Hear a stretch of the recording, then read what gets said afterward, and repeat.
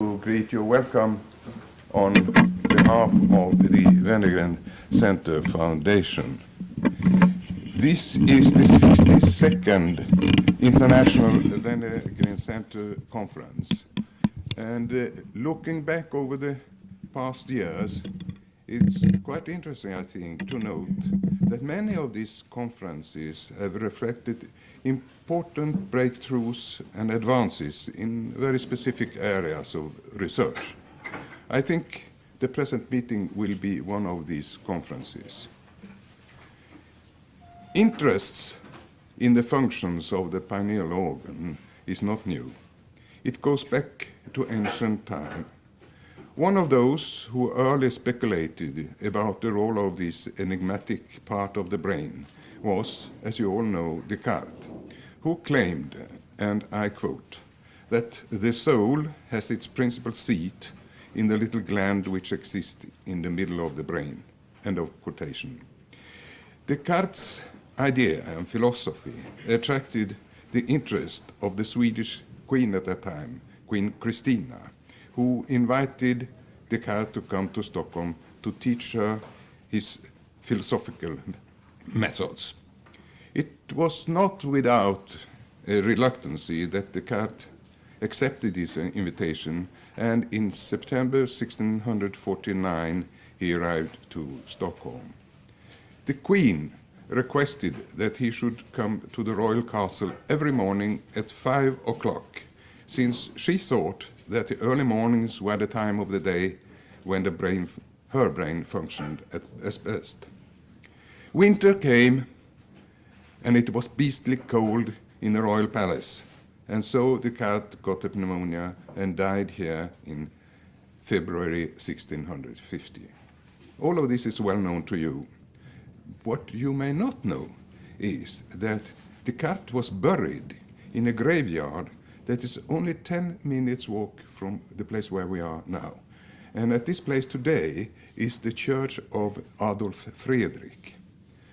Descartes stayed in Swedish soil only for 16 years, and then his remains were removed and brought to France.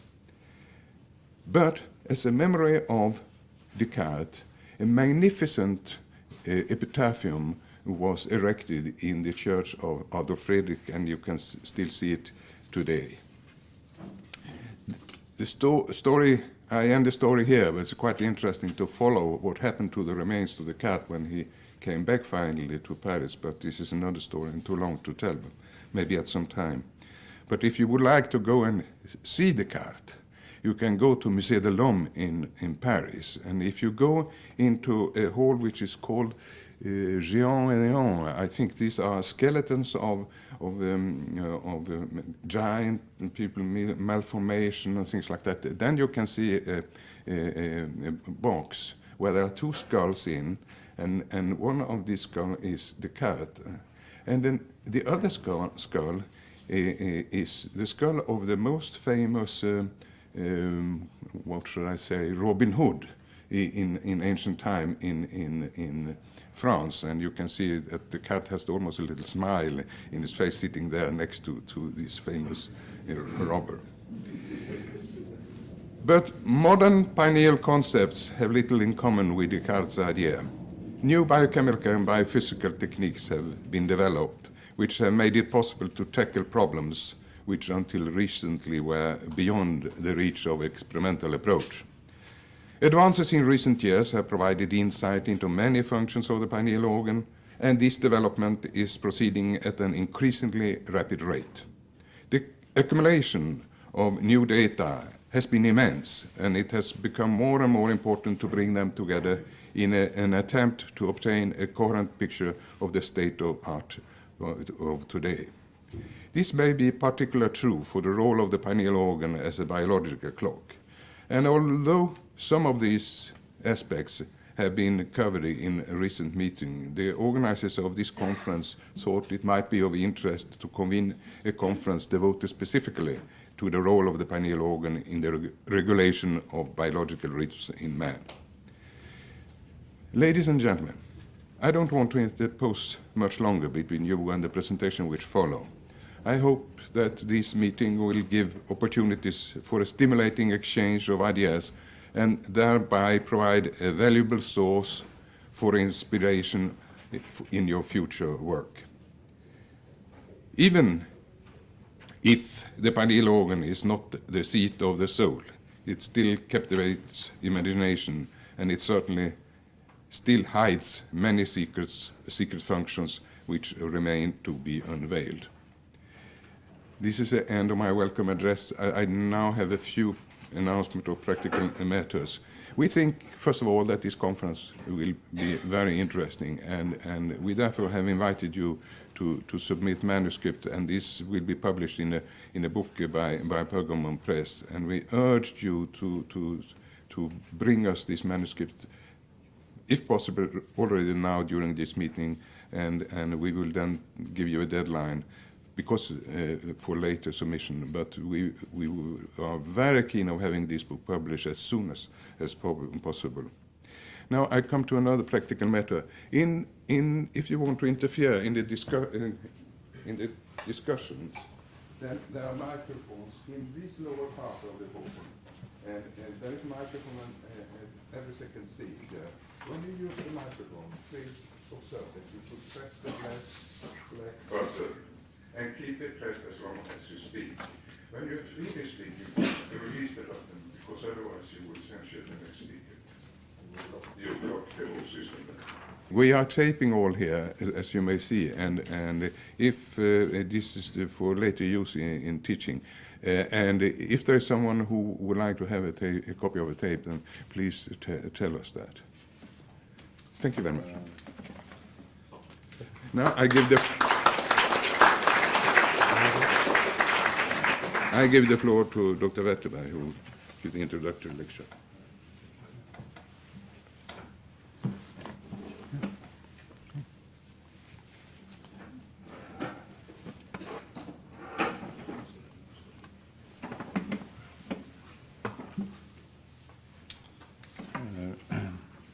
David Ottoson, dear ladies and gentlemen, welcome to Stockholm and to this symposium. The basic idea with the symposium is to view the existing development of interface between light and biological rhythm and see how different fields can effectively interact and see how we can exchange new scientific information from our different fields. The first scientific meeting in Sweden was on biological rhythm, was held in the spa of Ronneby in south of Sweden, 1937. And there were 20, they call themselves rhythm enthusiasts, that gathered and established Society for Biological Rhythm. The second meeting was held 37 years ago, 1955, here in Stockholm, and was still a small group of scientists. The field was in different ways confronted with the fact that many of the fundamental processes were not observable and must be reconstructed from very preliminary data or even untestable models. Now, why hasn't there been a meeting in 4 decades, and what have people been doing? What was it that stopped the untestable models? And Ingrid Agart, you'll help as assistant co-chairman. Maybe you'll help me with the overhead here. And I just want to show the publication of one person who in 3 years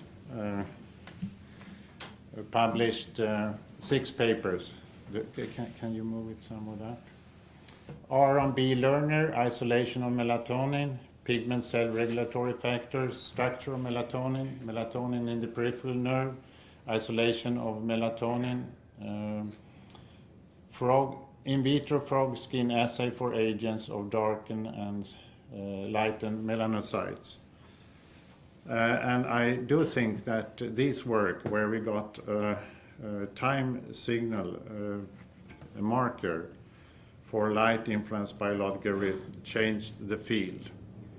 And we are very proud to and honored that Aron Lerner and his wife have joined us here today. No corner of medicine is likely to remain untouched by the new exploration of biological rhythm and by the field generated by Lerner's work.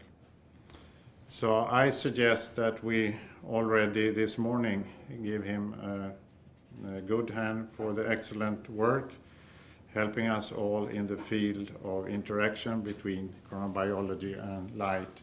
Aron, would you?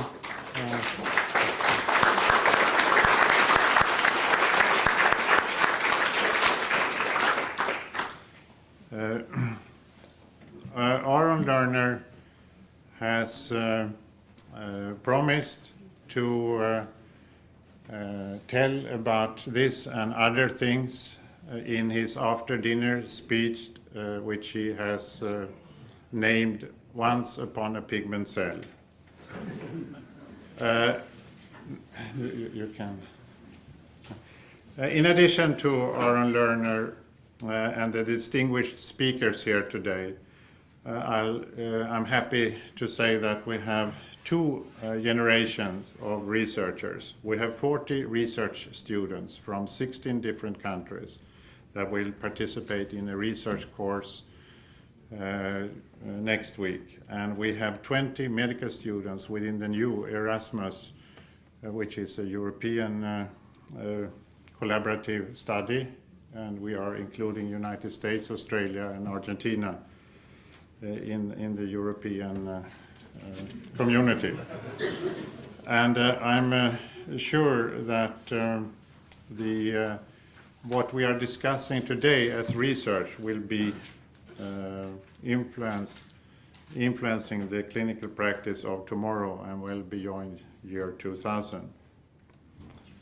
Night follows day, seasons change, the tides ebb and flow. Various rhythms are also seen in men and, for that matter, also in women. We grow sleepy at night and active in day. We exhibit the rhythmic undulation of our planet. The question is, how can every cell and every organ in the body receive the time signals which influence the behavior? And I would like to thank David Ottoson for his kind interest in light and rhythm. Without the help of Wenner-Gren and David Ottoson, we could not introduce the first speaker today, Joseph Takahashi from Northwestern University, Chicago, USA. Professor Takahashi has during the last decade worked to identify the general machinery, genetic machinery, including light influencing protein synthesis, which governs the clocks that ticks us. And I'm happy to say, ask Joseph Takahashi to give the special lecture, Binding Together Several Research Fields, with the title Biological Rhythm, From Gene Expression to Behavior. Welcome, Professor Takahashi.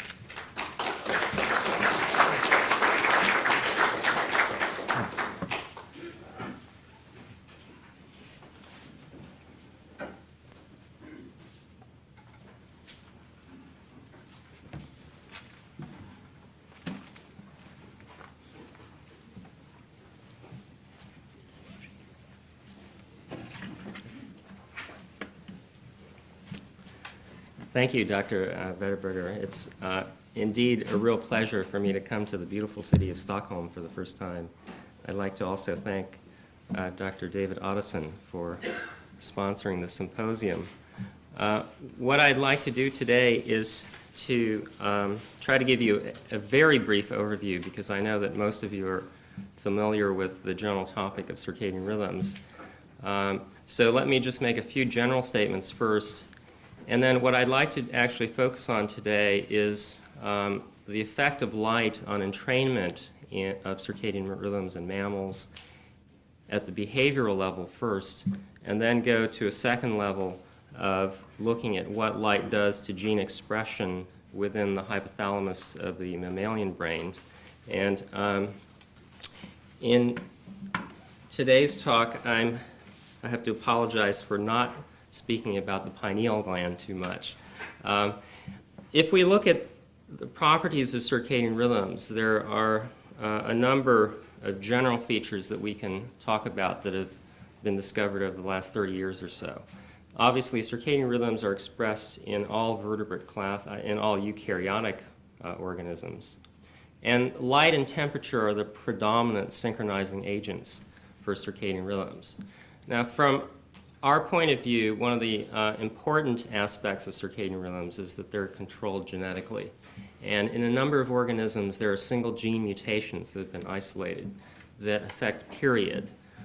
Most of these are in invertebrate or microorganism, but there is one case in the golden hamster from Martin Ralph and Michael Menneker's lab. So that the genetic control of rhythms appears to be a rather general feature. As we all know, rhythms are extremely precise and they are temperature compensated.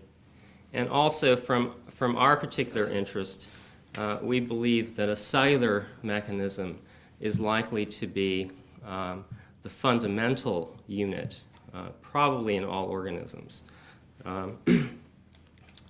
So if we look now at vertebrates, there are three structures in the central nervous system that are always intimately associated with the regulation of circadian rhythms.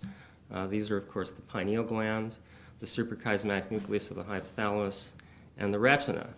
And in different vertebrate classes, we can find very clear evidence for circadian oscillator function being localized to one of these three structures.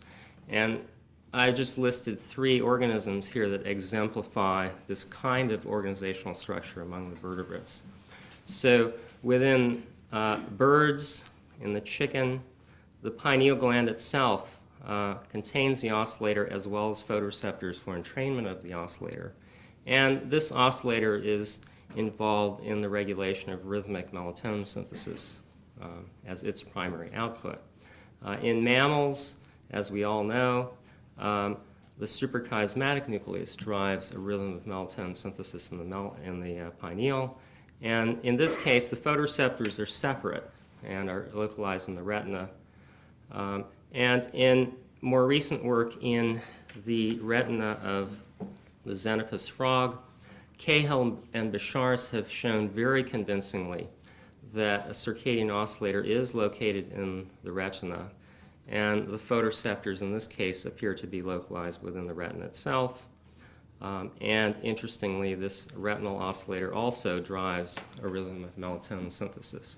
Now, Cahill's recent results strongly suggest that the locus of the oscillator within the retina is actually within the photoreceptor layer itself, either in the rods or cones, in some recent, very new experiments from Cahill's group.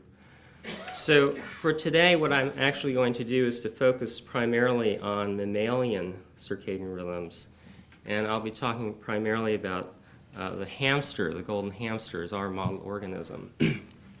Now, as we all know, light entrains circadian rhythms by a differential effect of phase shifting, which depends on the timing at which organisms are exposed to light. So in this case, I've shown you two records of hamsters that are in an experiment of the kind of design that we typically do. They're in LD entrainment, then they're transferred to constant darkness. They receive a single light pulse, which causes a phase shift, in this example an advance, or in the right-hand panel here, a delay. And then we use this phase shift as an assay to try to determine properties of the entrainment system in the hamster. Now, of course, the problem that we have is that we need to control the kind of light that we expose the animal to. So we use a system where we can control both the wavelength and the intensity of light. And under these conditions, it turns out the response is very quantitative. So, for example, if you take different groups of hamsters and expose them to a light pulse at a fixed phase, in this case circadian time 19, but you increase the light intensity systematically. This is darkness, and then gradually increasing light intensity. What you see is that you get a graded response. You get more phase shift when you have a brighter or more intense light pulse. And this is the kind of response that you get if you use very careful quantitation of the light response. And this is actually an old set of experiments that I did when I was a graduate student with Michael Menneker, in which we use this kind of system to try to ask what the properties of the photoreceptors that had input to the circadian system in mammals might be like. So this is a set of intensity response curves for phase shifting using different wavelengths of monochromatic light, 3 wavelengths in this case. And as you can see, shorter wavelengths, in this case 476 and 515, are more effective in phase shifting than a slightly longer wavelength, 574. And by using this kind of method, we can then calculate the half-saturating light intensity as an indicator of the sensitivity to each wavelength, and plot those reciprocals to look at what we would call the relative sensitivity on a quantum basis per photon to yield what's called the spectral sensitivity curve. And if you do this for this particular behavior, phase shifting in the golden hamster, this is what we saw. There was a peak response, most sensitivity, to light in the region of 500 nanometers. And then it falls off at longer wavelengths. And the dotted line here shows you the nomogram for the absorbance spectrum for rhodopsin 502, which is the major rod visual pigment in the hamster retina. So the data have the same peak as rhodopsin. There is some divergence here at the long wavelength, and at the time, I think it was difficult for us to make any firm conclusions about whether the visual pigment was rhodopsin or not. It turns out that the threshold for the response argues against a rhodopsin photopigment. It has a relatively high threshold. But the peak sensitivity is consistent, so we couldn't really make a definitive case. Now, in more recent experiments, which I didn't put a slide in, but I can show you if we have some time at the end, Fred Turek's group and our group have together worked on an action spectrum of this kind in the Jungarian hamster. And in that case, we have actually a very different result, and that is that the peak sensitivity for phase shifting in the Jungarian hamster is around 476. And there is a very nice separation between the Jungarian hamster spectral sensitivity curve and the absorbance spectrum for rhodopsin. It is not rhodopsin. And the data in the case of the Jungarian hamster suggests that we're talking about a short wavelength photoreceptor, perhaps a cone-like photoreceptor like a blue cone or something. Now, the other, whoops, wrong way. The other feature in the golden hamster that we have examined in detail recently has been to try to ask what the integration properties of the system are like. And this is a set of raw data from an experiment in which what we did was, this is a set of hamsters that are receiving light pulses at circadian time 19, which causes it in advance. So that's fixed. But what we're doing now is just varying the duration of the light pulse, either 1 hour, 30 second, 300 seconds, 3 seconds, 3 milliseconds, and then giving different intensities of light. And when we do this, we find actually a very interesting effect. The dotted line here shows you the response for 5-minute pulses, which are very similar to the data I showed you before the action spectrum. If you give a longer pulse, a 60-minute pulse, obviously you get more phase shift, but the slope of the response function is a little steeper. If you give 30-second pulses, you get less phase shift, but the slope now is falling off. And as the pulse duration gets shorter and shorter, the slope gets shallower and shallower. Now, on face value, this doesn't look too surprising. You get more phase shift with 60 minutes than you get with 5 or 30 seconds. That makes intuitive sense. But you'll notice the axis here, it's plotted on an irradiance scale, which is, you can just say, is the intensity of light. If we were compare different scales, say irradiance, intensity, versus a different scale, which is intensity times duration of the pulse, which gives us a measure of the total dose of light in the system, we get actually a very surprising result. Here, the order is 60 minutes, 5 minutes, 30 seconds, falls off the response.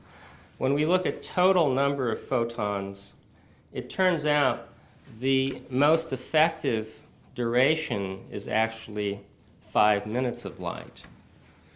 So that if we compare the total number of quanta, if you give the same number of quanta in 5 minutes, as opposed to over 30 seconds or 60 minutes, you get more response of the system to 5 minutes of duration, even though it's the same amount of light. And this was actually a surprise to us, and this is shown in more quantitative detail in this graph. This shows you the sensitivity of the response as a function of the stimulus duration. And the peak here is around 300 seconds. The sensitivity of the system appears to be tuned to respond to signals in the environment on the order of a few minutes or so, and it falls off both on the longer end and on the shorter end. So I think this is an interesting point to remember. In fact, it's an interesting general point to remember when we compare sensitivity curves for drugs. It raises the possibility that perhaps the duration of drug action could actually interact in a complicated way like this, so that we would have to be careful about comparing dose curves for drugs if they have different durations of effects, things like that, to raise a caveat. Now, what might this all mean? If we look at the threshold for phase shifting in the hamster, it's right around this value on this particular scale here, photons per centimeter squared per second. And this value is an interesting one if you look at sort of representative points in the environment on the scale. So starlight is here, moonlight is here, and full sunlight in Texas is right here on a clear day. What's interesting is that the threshold is just above moonlight. And when you think about this, this makes a lot of sense. The circadian system is designed to entrain to the solar day-night cycle. And it needs to actually ignore other signals at night, like moonlight and starlight, in order to entrain effectively to the solar day-night cycle. So in retrospect, it actually makes sense that the system is not as sensitive as our visual system, which is way down here at the end of the scale. Human scotopic vision is way down here at the bottom. Were we to use that kind of input to our circadian system, we would be receiving all sorts of extraneous noise from starlight and moonlight, which would actually be disruptive for entrainment.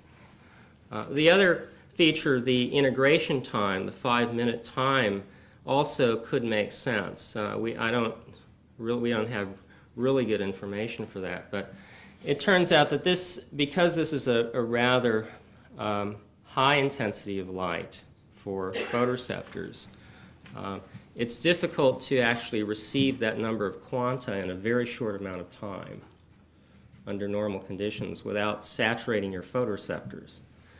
So the system actually has to be able to respond to light over minutes in order to receive that number of quanta.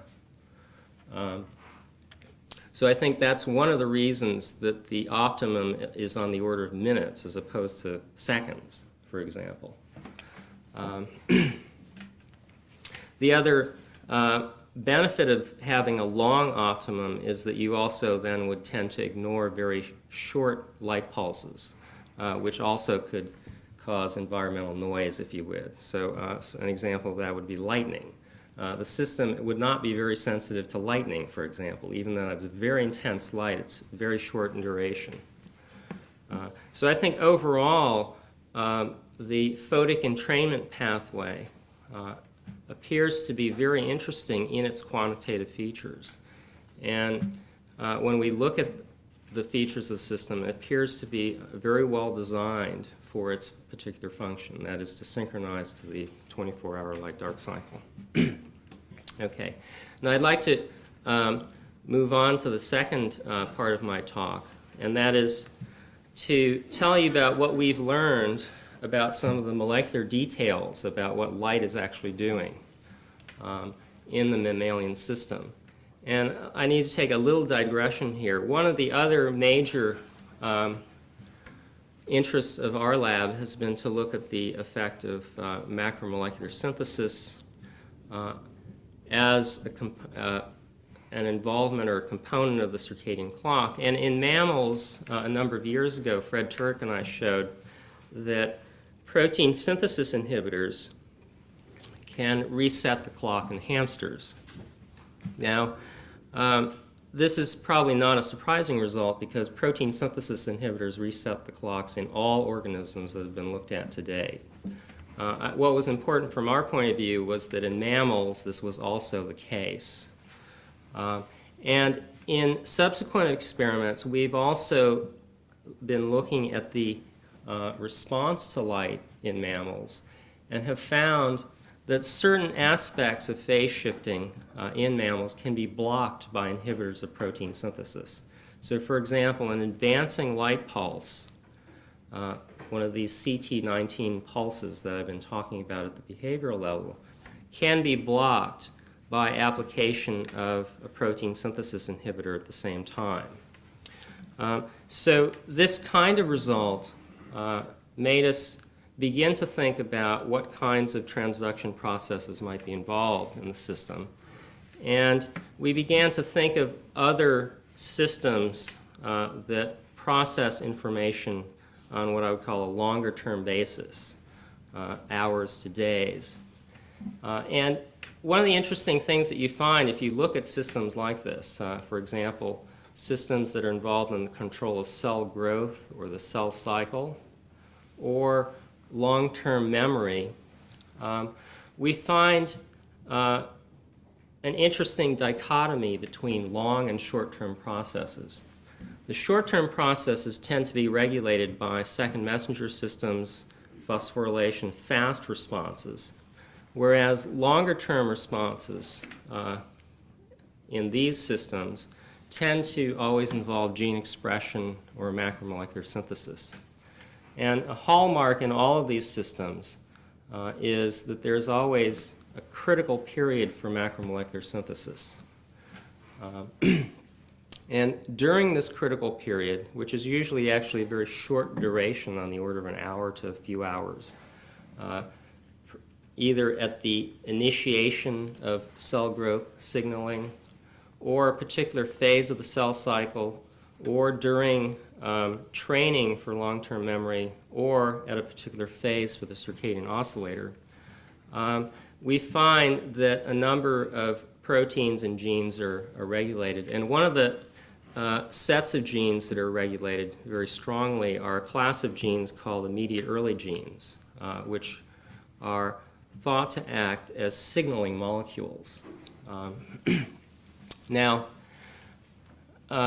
this is just to take one step back. If we look at long-term information processing, there appear to be three kinds of mechanisms that are used in various systems for conveying extracellular messages ultimately to changes in the nucleus to alter gene expression. So one of the best known examples, of course, are steroid hormones, which act upon receptors which are translocated to the nucleus and actually act as transcription factors. The second example are second messenger systems like cyclic AMP, which act through kinases, which then can phosphorylate transcription factors, which can then regulate target genes. And then the third example is the one that I've been mentioning. And these are the immediate early genes, which are induced by some second messenger pathway. These genes are then transcribed, but then they go back to the nucleus and act as transcription factors or transcriptional regulators themselves to activate sets of target genes. Now, the best known examples of these are members of the FOS and Jun family, which act together to form a heterodimer, which then has DNA binding activity and can then go on to regulate a number of target genes.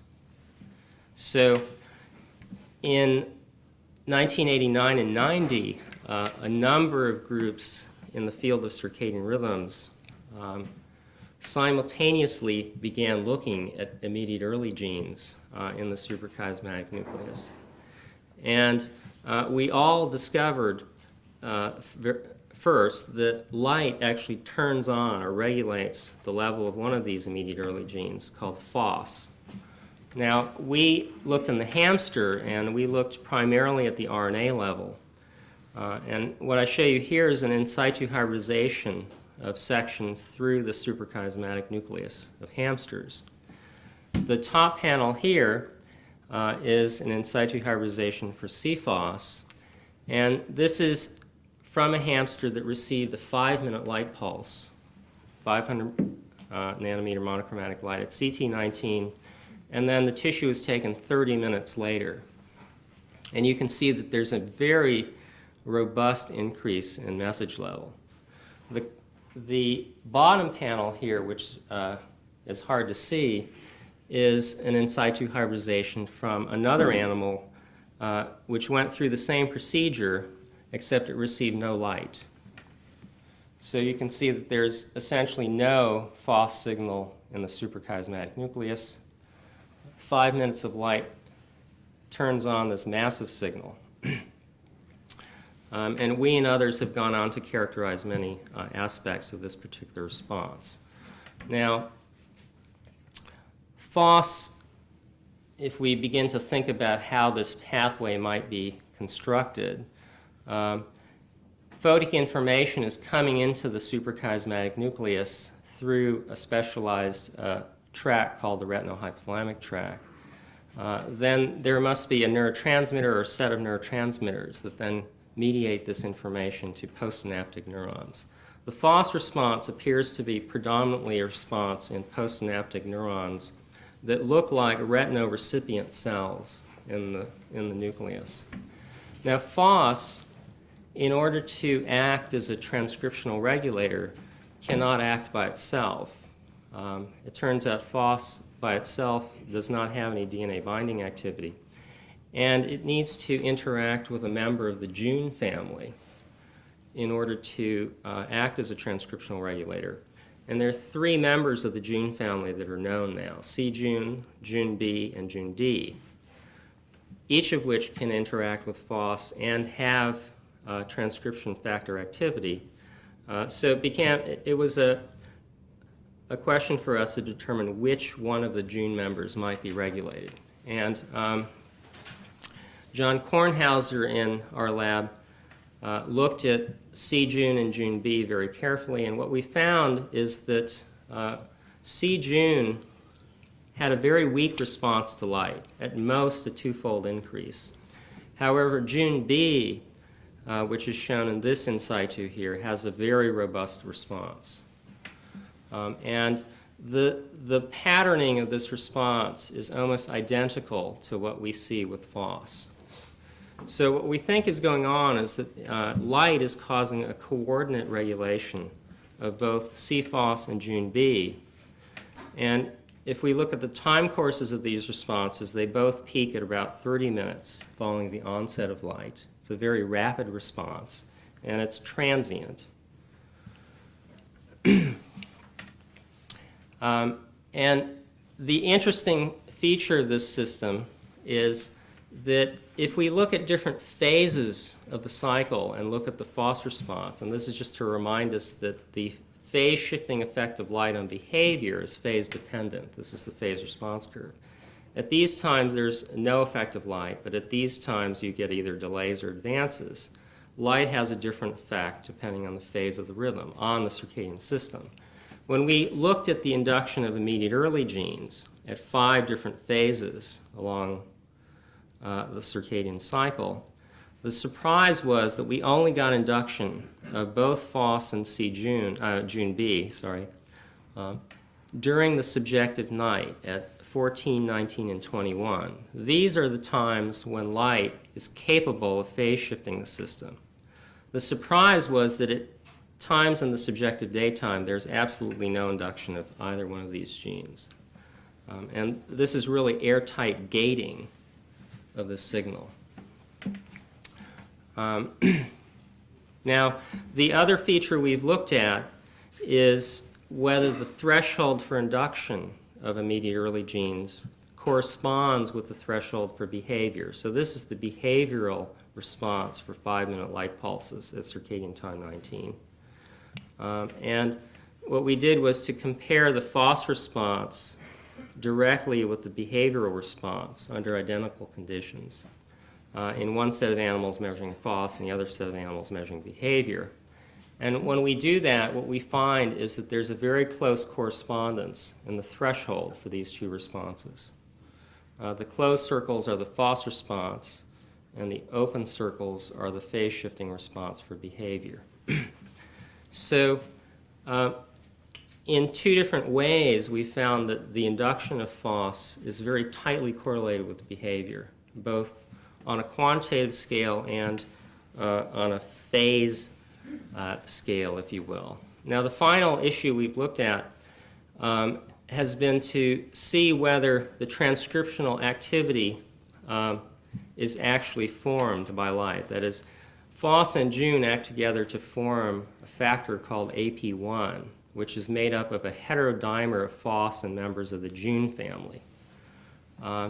And we can assay this activity by binding of the protein complex directly to DNA, which contains an AP1 site in an assay called the gel mobility shift assay. Now, the details of the assay aren't important. What's important is if you have DNA binding, you'll see a band around here that corresponds to AP1. And from SCN extracts, we have been able to show that light indeed induces this transcription factor activity. So this is a dark extract and a light extract measured 1 hour after light. Then this is a time course. It turns out the peak is at 2 hours. This is 2 hours after a 5-minute light pulse. There's a peak in AP1 activity. And if we then look at the phase dependence of this response, we find that AP1 induction is phase dependent. So at 14, this is dark here, light, we get a very strong induction. And at 19, this is dark and light, we get a very strong induction. But at circadian time 6, we do not get a consistent induction by light. This is the most we've ever seen with light at circadian time 16. So AP1 activity, in addition to the June B and CFOS transcripts are also induced by light, and the regulation is phase dependent. Now, the final recent thing that we've looked at is this is two of the known transduction pathways for the regulation of the CFOS gene in neurons. In the promoter of the CFOS gene is an element called a cyclic AMP response element, which is regulated by a factor called cyclic AMP response element binding protein, or CREB, or CREB. The phosphorylation of this protein activates the factor, and this factor can be phosphorylated by either protein kinase A or calcium calmodulin kinase 2 in two separate pathways, one involving calcium and another involving cyclic AMP. Now, in very recent experiments in collaboration with David Ginty and Michael Greenberg at Harvard, who produced an antibody that selectively recognizes this phosphorylation site on CREB, on serine 133, we've looked to see whether light induces the phosphorylation of CREB as a way of going upstream, because CREB is thought to be a major regulator of the CFOS gene transcription. Whoops, wrong way. So this is a staining using phospho-CREB antibody. And what we see is after light, this is 5 minutes after light pulse, we see very strong nuclear staining throughout the suprachiasmatic nucleus region, this stuff here. The next slide shows you the control. This is absorption of the antibody with the peptide to show you what the background looks like. That was after light. And then this is what the nucleus looks like in the dark. Okay? And this is the antibody control for the dark section. So what you can see is that there's very little stain for phosphorylated CREB in the dark, but 5 minutes of light causes a very strong and rapid induction of nuclear staining of phosphorylated CREB. So this is sort of where we are now. One of the issues we're dealing with is trying to understand how the circadian clock is feeding back to regulate the induction of FOS and June B. And one of the steps that we think is involved is the phosphorylation of CREB. And systematically, we plan to try to go back and look at the calcium pathway and the cyclic AMP pathway to see whether CREB or other factors acting on the FOS promoter can actually account for why we're getting this day-night difference in induction by light. Now, obviously, there are lots of other issues involved here, but that's one of the major things that we're focused on now. So I think I better stop here since I'm out of time. Most of the work I talked about was on the suprachiasmatic nucleus, and this involved work by Dwight Nelson, John Kornhauser, Shinichi Inoue, and Fred Turek. So I thank you very much for your interest and attention.